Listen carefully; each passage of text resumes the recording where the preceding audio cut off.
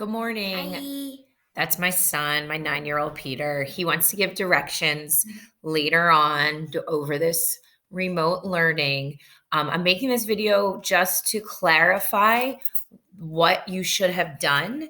And a couple questions were sent about what your precise claim is versus what is your position. They're both basically the same thing.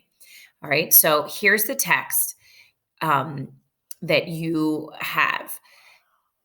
The essay is, should people have the right to claim territory in outer space? So claim means own, right? Here, because this idea of would we get in these ships, spaceships, rockets, and go to planets and start to live there?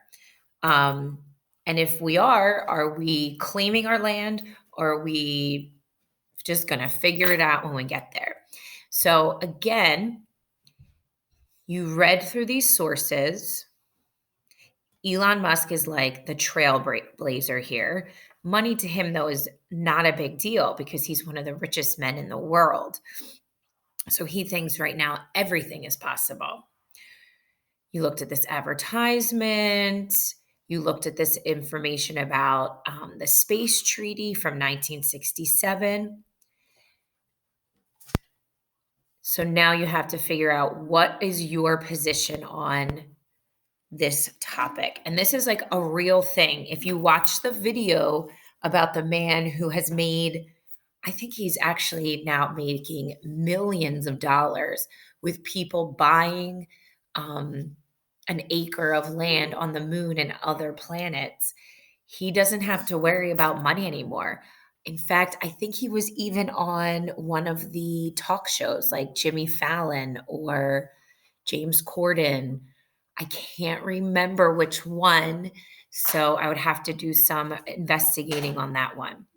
But when you come to page 16 and you get to this idea of your position, your precise claim, your position can be something like, I think it's ridiculous that people are going to claim territory in outer space. It's stupid that people would try to claim territory in outer space.